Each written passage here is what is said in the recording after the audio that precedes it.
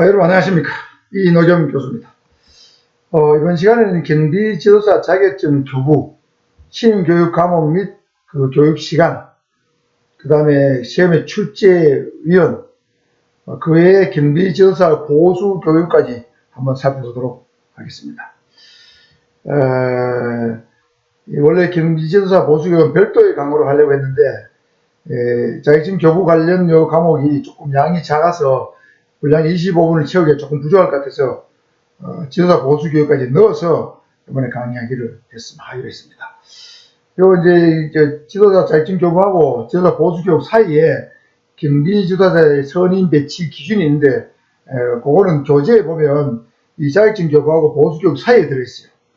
그래서 이번 시간 강의는 경비지도사 선임 배치 기준, 교재로 보면 선임 배치 기준 앞에 부분은 경비지도사 자격증 교부 교육 과목이고 뒷부분은 보수 교육입니다. 교재 순서하고 강의 순서가 약간 맞지 않는다 하는 걸 미리 좀 알아두시고 교재를 찾는데 혼동이 없기를 바랍니다. 선임 배치 기준은 요 자격증 교부하고 보수 교육 사이에 선임 배치 기준이 들어있다. 그렇게 보시면 되겠습니다. 먼저 자격증 교부입니다. 여러분 시험이 되면 자격증 교부 받게 되잖아요. 그럼 기분 좋겠죠? 무슨 자격증이든지 여러분 교육을 받고 자격증을 시험을 쳐서 학교에서 자격증 받는다는 것은 기분 좋은 일인데, 민간 자격증도 기분이 좋은데 국가 자격증은 국가로부터 공식적으로 인정받는 자격증이지 않습니까? 그러니까 훨씬 더 기분도 좋고 어깨에 힘도 좀 들어가고 자부심도 생기죠. 그래서 신국가 고시 자격증 3개가 있는데, 요즘 말로 공인중개사, 주택관리사, 경비지도사 이 3가지를 신국가 공인 자격증 이렇게 말을 합니다. 그래서 그 중에 한 개의 자격증을 받는다. 여러분 행복한 일입니다. 자, 누구한테 교부를 해주는가 보면 일단 법상의 경비법상의 결격사유에 해당하지 않고 경비지도사 시험에 합격하고 그 다음에 경비지도사 기본교육이죠.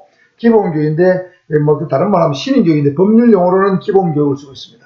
기본교육 40시간을 이수한 자, 40시간 이상을 이수한 자에 대해서 자격증을 교부를 해 주는데,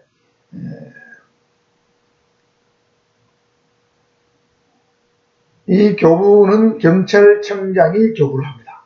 경찰청장이 자격증에 발급하고 교부 주체다 보시면 되겠습니다.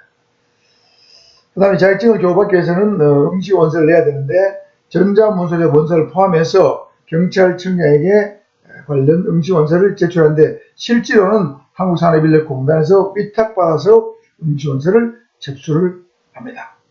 그 다음에 지도자 자격증을 받기 위한 기본교육은 공통교육이 22시간이고, 예를 들면 일반 경비지도사, 경비지도사한테 공통적으로 적용되는 교육이 22시간, 그 다음에 자기의 종류별 교육이 18시간 되겠습니다. 다만 여기서 교육 중에서 일반 경비지도사 자격을 취득한 자 또는 기계경비지도사 자격을 취득한 자가 취득한 날로부터 3년 안에 일반인 기계지도사는 일반 경비지도사에 합격했을 때는 공통교육을 면제할 수 있게 되어 있습니다. 그럼 공통교육은 22시간이죠. 22시간을 면제하게 되어 있다. 그럼 자기의 종류별 교육만 하나 받으면 된다는 얘기 되겠죠.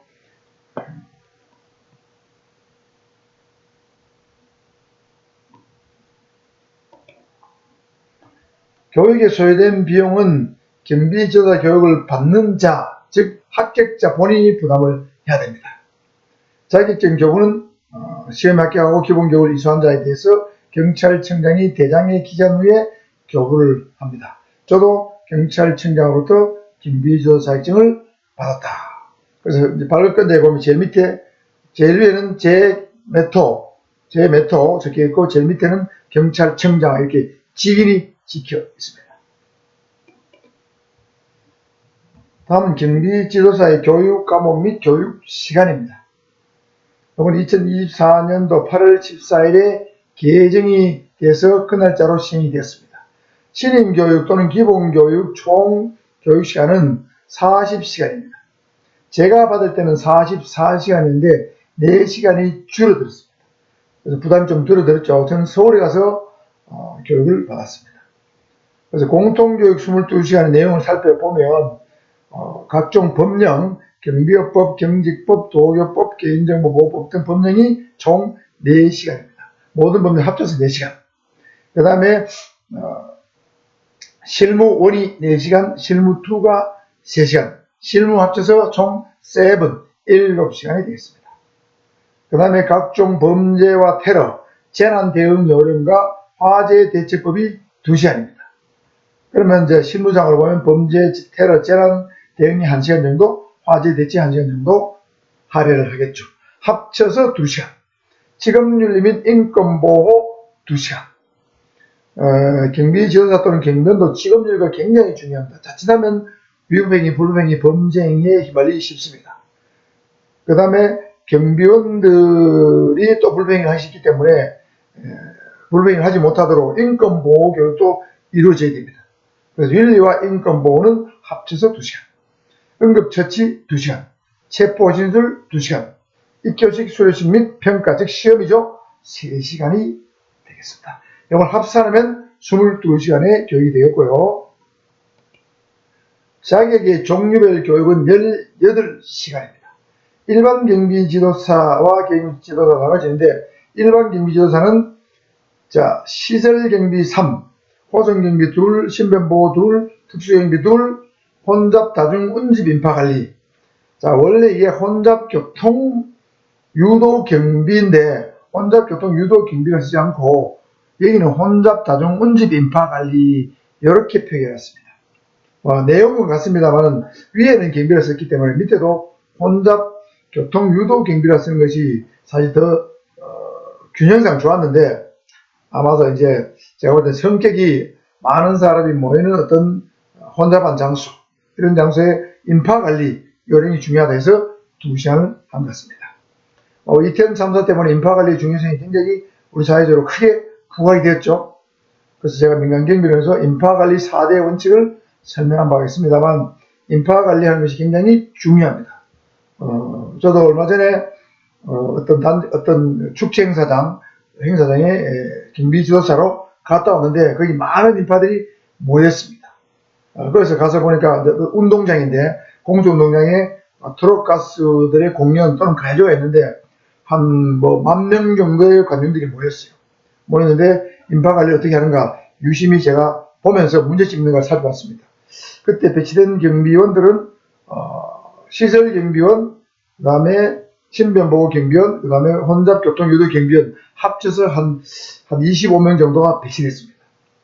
근데 운동장에 큰 출입문이 4개 있는데 한 개는 스텝 전용으로 쓰고 3개의 문이 있는데 3개의 문을 일찍이 전부 개방을 하도록 했습니다. 행사 예정 시간은 7시 반인데 문은 오후 벌써 한 3시부터 문을 열었습니다. 그건 잘한 거죠.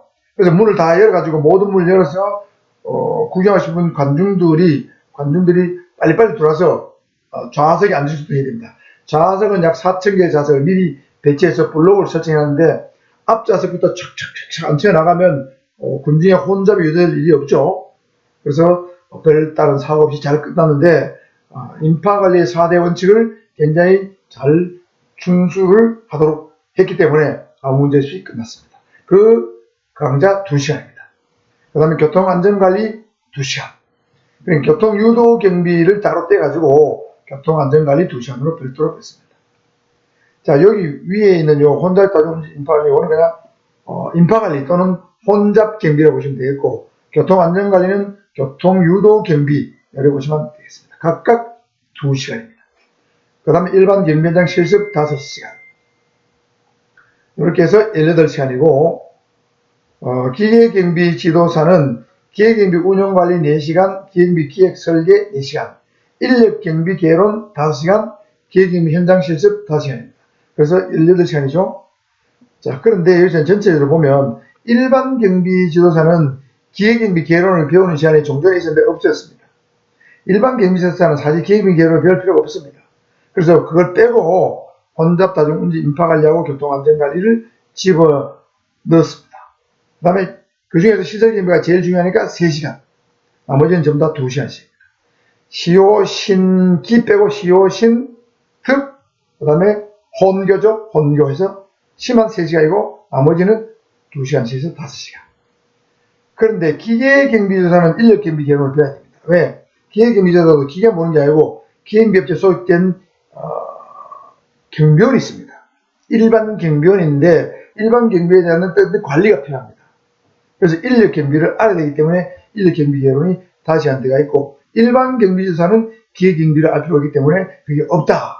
이 차이점을 확실히 알아두셔야 좋겠다. 그런 말씀을 드립니다.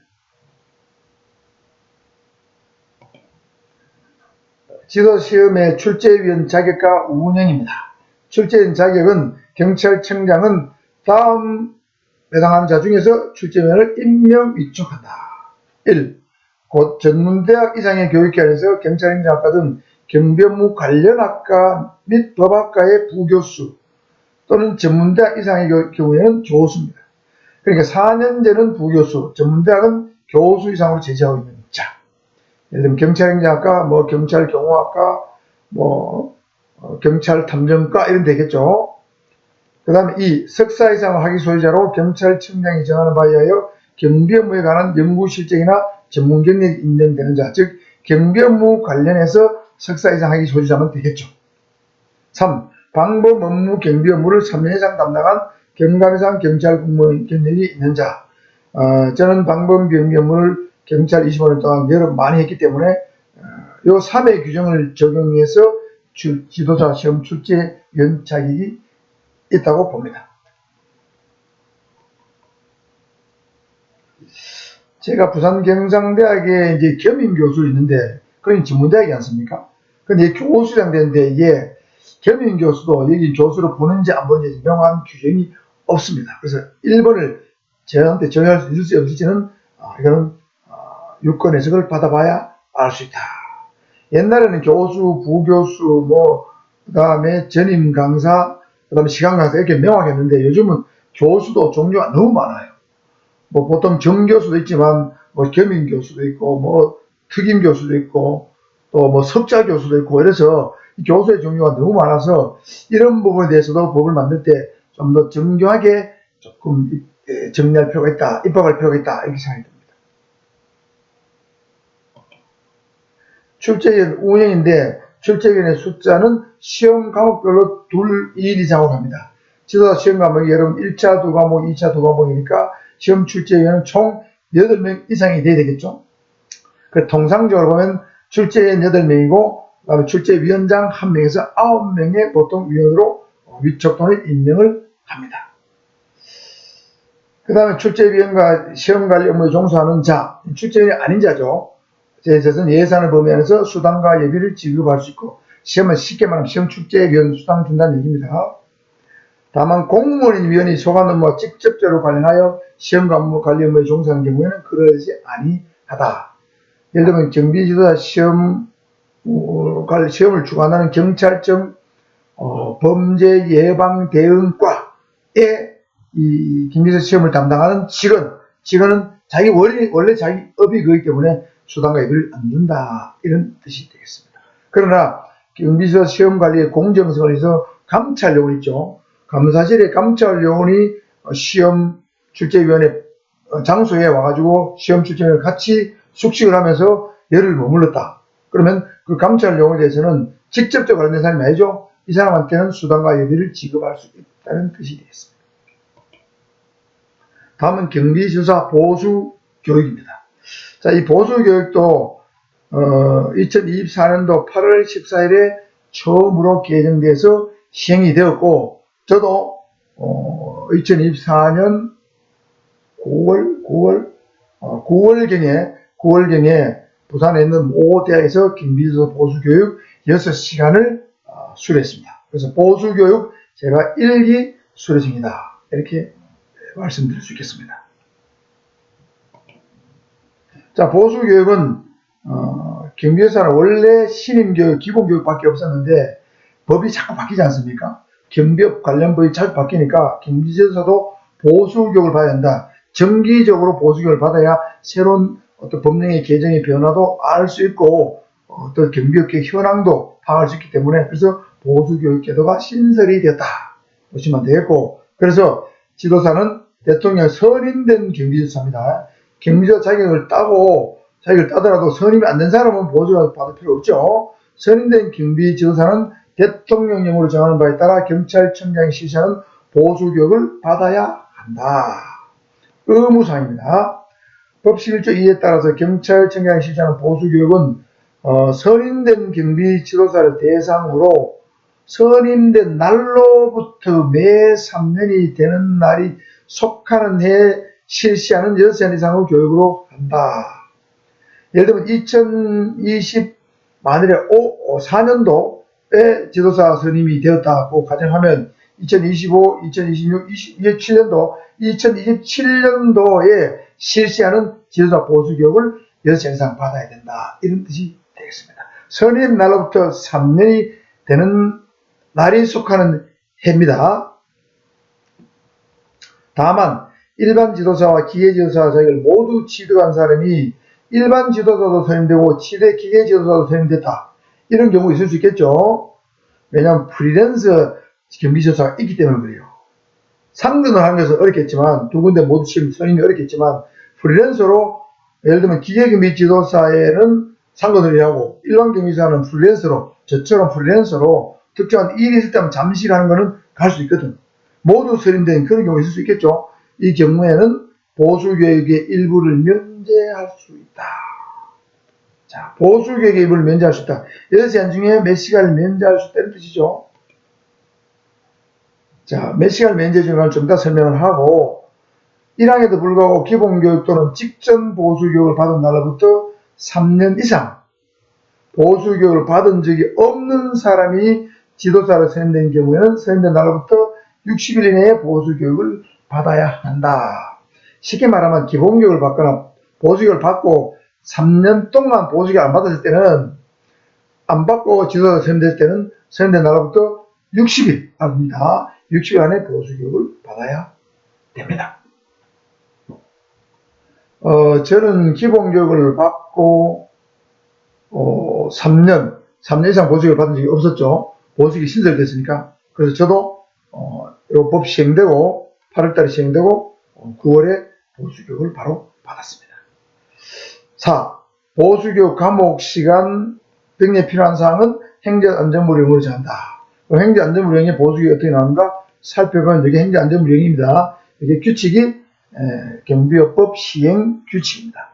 자, 공통교육에 2시간, 자격의 종류별 교육에 4시간, 합쳐서 6시간이죠. 그래서 공통교육은 경비업법령, 예를 들면 경비업법 시행령, 시행규칙 되겠고, 직업윤리 인권보호가 1시간, 각각 1시간씩이죠. 그 다음 자격의 종류별 교육에는 일반 경비사 4시간 또는 기계경비사 4시간입니다. 자, 여기서 보면 비고, 일반 경비조사와 기계경비조사 자격을 모두 취득한 사람이 두 가지 업무에 모두 선임된 경우에는 공통교육은 이래만 실시한다. 그럼 요 2시간 요걸 빼준다는 얘기죠? 그럼 앞에 나온 거, 앞에 그렸어. 보수교육의 일부를 면제한다. 이 말은 공통교육 2시간을 면제해준다. 공통교육을 2번 받을 필요 없잖아요. 모두 선임됐다 해가지고. 그래서 자격의 종류별 교육 4시간만 받으면 된다. 이런 뜻이 되겠습니다. 다음입니다. 경비지도사 교육기관의 장은 보수교육을 이수한 사람에게 지도사 보수교육 이수증을 발급해야 한다. 누가 발급하느냐? 이거는 경찰청장이 아니고 교육기관의 장이 발급해야 돼요. 그래서 저 같은 경우도 보수교육을 받고 모 대학에서 보수교육 이수증을 발급을 했고, 발급한 내용을 제가 취업한 선임된 회사로 이수증을 보냈습니다. 그래서 그 이수증을 회사에서는 보관하고 있어야 됩니다.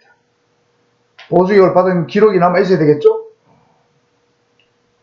보수교육의 방법은 집합교육을 원칙으로 하되 부득이한 경우에는 온라인 교육으로 대체할 수 있다. 자, 이제 지금은 보수교육을 다 오프라인으로 집합교육을 하고 있는데, 언젠가는 이 보수교육이 자칫하면 온라인 교육으로 대체될 가능성도 있습니다. 그러나 제 생각에는 이 보수교육은 가능하면 온라인보다는 집합교육을 하는 게 좋을 것 같아요. 왜냐하면 지도사는 보수교육 6시간밖에 안 되잖아요. 나머지 우리 경변 시민교육 40시간, 특수경비 시민교육 80시간, 이런 것들은 너무 길잖아요.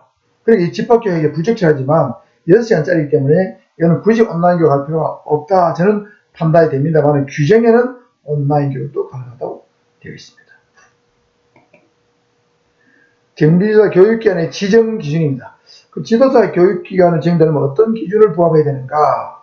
이것도 2024년 8월 달에 신설되었는데 별표 2에 이와 같은데 별표를 한번 볼까요? 자, 인력 기준이 있고 교육기관 항상 시설, 장비 기준이 있어요. 인력은 강사를 말하는 거죠. 자, 어느 하나에 나가는 강사를 한 명 이상 갖출 것 되어 있습니다. 좀 강사가 한 명 이상 갖추는 게 좀 약하죠. 자, 고등교육법 상에 따른 학교나 이에 준하는 학교에서 교육과목 관련 학과의 조교수 이상으로 1년 이상. 예를 들면 전문대학 또는 4년제 대학에서 조교수 이상으로 1년 이상 근무 경력이 있다. 제가 이 글자가 이렇게 과목이 있죠. 넘어왔잖아요. 이게 원래 제 이제 PC에서 작업을 할 때는 이 과목이 목자가 끝에부터가 안 넘어왔는데 제가 이제 이 고홈캠이라는 프로그램에 설치된 노트북으로 옮겨서 영상을 찍다 보니 찍으면 이렇게 글자가 깨져요. 아마 이게 버전이 좀 달라서 PPT 버전이 달라서 그렇든지 아니면 고홈캠이라는 프로그램 자체의 어떤 문제 때문인지 모르겠는데 이런 일이 가끔씩 발생해서 보기 좀 안 좋은데 제가 고의로 그런 건 아니고 프로그램 문제다 또는 노트북과 PC의 차이다. 이 차이점에 발생한 문제다. 이해해 주시면 좋겠습니다. 조교수 이상 1년 이상, 그 다음에 박사학위를 취득하고 관련 분야 연구 실적이 있는 사람 또는 석사학위를 취득하고 관련 분야 1년 이상 근무 경력이 있는 사람. 박사학위는 연구 실적이고 석사는 근무 경력이죠. 1년 이상 근무 경력. 조교수도 1년 이상 근무 경력이죠. 조교수도 1년 근무 경력, 석사도 근무 경력. 그 다음에 교육과목 관련 분야 공무원으로 5년 이상 근무 경력. 그 다음에 교육과목 관련 분야 7년 이상 근무 경력. 이건 일반인이죠. 일반인으로서 7년 이상. 교육 관련 분야 공무원은 5년 이상.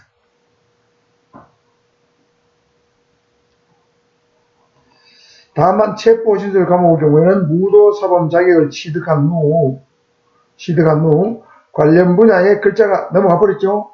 관련 분야에 2년 이상 근무한 경력. 자, 무도사범 자격 2년 이상입니다. 아시겠죠? 자, 그래서 이 연도가 다 다르기 때문에 인력 기준 잘 알아두시고요. 시설 장비 기준은 좀 간단합니다. 이거는 해당 교육시설, 강의실, 사무실을 소유하거나 임차도 가능하고 교육을 기자재는 당연히 확보해야 되고 체포신술은 어떤 일정한 장소가 있어야 되겠죠. 그 다음 매트 같은 게 있어야 됩니다.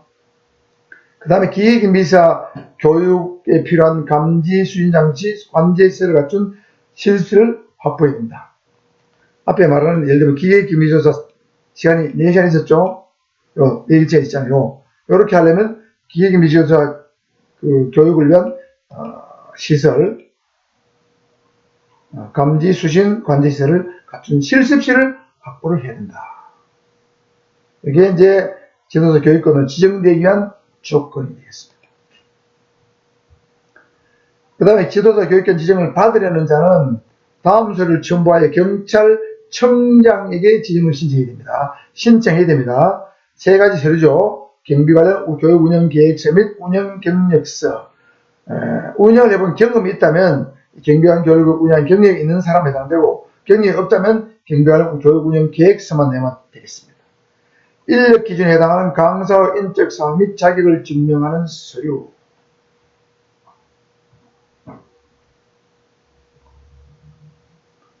예를 들면 저 같으면 경비 관련 분야에 7년 이상 근무한 일반인이 될 수도 있겠죠.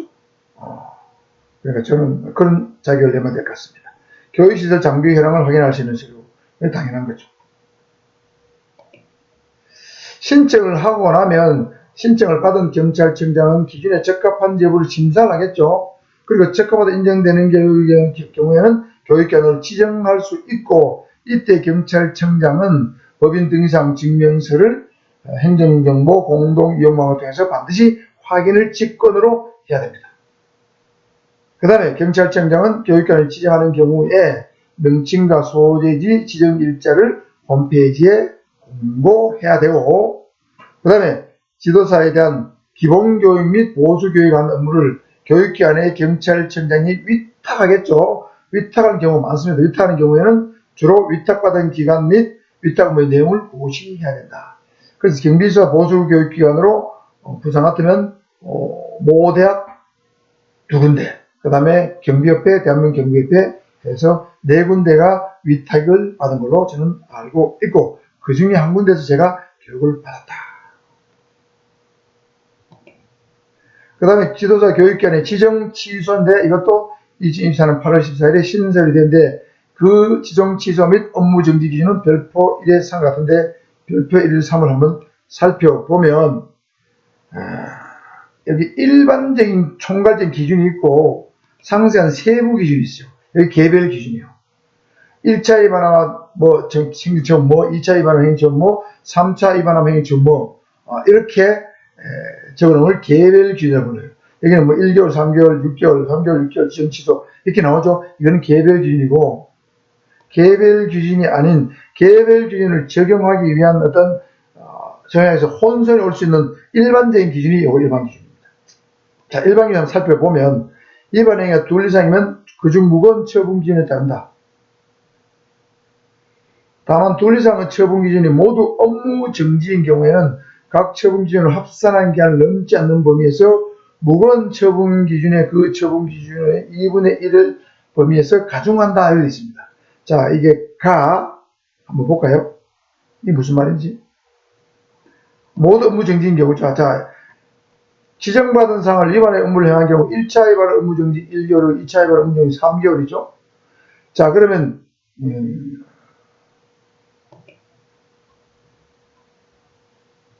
자, 이 다만에 2 이상의 처분 기준이 모두 업무 정지인 경우는 볼까요? 자, 요거 동시에 지정받은 위반 사항을 위반한 게 2개다.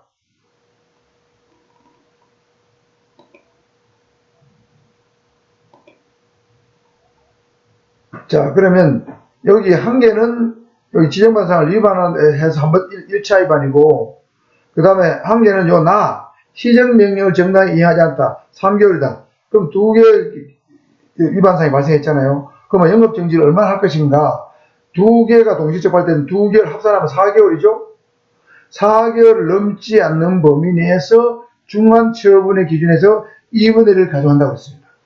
그러면 중한 게 3개월이죠? 3개월이 2분의 1, 1.5개월이죠? 그러면 3개월 플러스 1.5개월이면 4.5개월 영업정지 처분을 해야 되는데 2개월 합산한 기준을 넘지 않는 범위니까 4개월이 최고잖아요.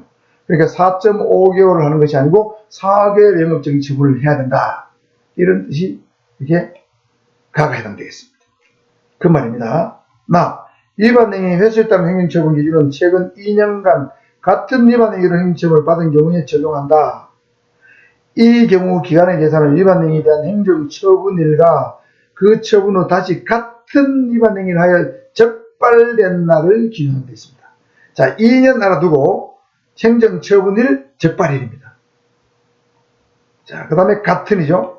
자, 보겠습니다. 요 가를 기준으로 지정받은 사항을 위반의 업무를 행했는데 1차 걸렸습니다. 업무정지 1개월에 걸렸어요. 1개월 영업정지 받았어요. 그런데 2년 안에 다시 똑같은 사항으로 위반을 또 걸렸어요. 그러면 2년에 걸리면 업무정지 3개월을 받게 되죠? 3개월 받게 되잖아요. 근데 이게 1차와 2차의 기준은 뭐냐면 1차 영업정지 받을 때 적발된 날이 아니고 행정처분한 기준, 그날로부터 새롭게 2차 위반 정의고 적발된 날이 2년이 있어야 됩니다. 영업정지 받고 적발된 날이 2년이 있으면 요 2차 행정처분 요걸 적용할 수 있다. 즉 업무정지 3개월을 명할 수 있다. 이런 뜻이 되겠습니다. 자, 요게 해당됩니다. 자, 2년 행정처분일 적발 기준일 적발된 날 이렇게 알아두시고요. 다 나목에 따라 가중된 처분을 하는 경우에 가중처분의 적용 차수는 그 위반 행위 전 처분 차수의 다음 차수로 한다.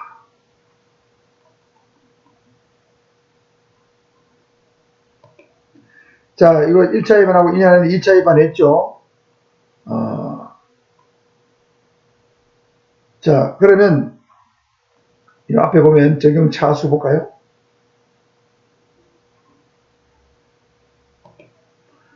그럼 여기 1차수, 2차수인데 가장 최근 차수는 가장 높은 차수는 이거죠.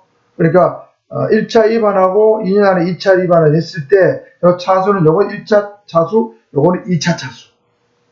차수의 기준은 적용 차수는 다음 차수, 요 2차수를 한다. 1차하고 2년 안에 2차 위반하면 1차 위반이 되고, 그 다음에 요 2차를 위반하고 또 2년 안에 또 똑같은 동의나 적발되면 적용 차수는 다음 차수 3차 차수한다. 업무정지 6개월의 차수를 적용한다. 이런 뜻이 되겠습니다. 그러나 처분권자는 이호에 따른 처분기준 업무정지인 경우에는 위반 행위 동기, 내용, 위반 행위 정도 등을 고려하여 2분의 1의 범위에서 감경도 할 수 있다. 가는 가중하는 거고 라는 감경하는 거예요. 자, 감경하는 경우는 자, 업무정지 보겠습니다. 자, 지정받은 사항을 위반하여 업무를 행했다. 자, 그러면 업무정지 1개월이 걸렸어요. 근데 걸렸는데 굉장히 그 여러 가지 검토를 해보니까 지정받은 사항을 위반했지만 위반 행위 자체가 굉장히 경미합니다. 경미하니까 이럴 때는 업무정지 1개월 하지 않고 2분의 1을 감기하니까 15일의 영업정지를 할 수가 있다는 뜻이 되겠습니다. 자, 그래서 이 가나다라를 앞에 일반기준 설명했는데, 그러면 예를 들면 지정받은 사항을 위반하여 업무를 행한 경우 이게 과연 어떤 게 있는가 한번 예시를 한번 들어보겠습니다. 예를 들면 이런 게 있을 수 있겠죠. 교육기관이 승인한 교육과정과 다르게 교육을 한다. 예를 들면 아까 경비업을 가르쳐야 되는데 경비업을 안 가르치고 뭐 다른 과목을 가르쳤다. 이게 지정받은 사항을 위반하여 업무를 행한 경우다. 그렇죠? 그 다음에 뭐 직업윤리 및 인권교육을 해야 되는데 뭐 범죄 예방론을 가르쳤다. 그건 안 돼. 지정받은 사항을 위반하여 업무를 행한 경우다. 그러면 한 번 걸리면 1개월, 2년 안에 또 걸리면 3개월 된 뜻입니다. 지정받은 사항을 위반한 경우죠. 여기에 지정받은 위반하여 업무를 행한 경우에 예시로 들 수 있겠고, 또 이런 것도 있을 수 있겠죠.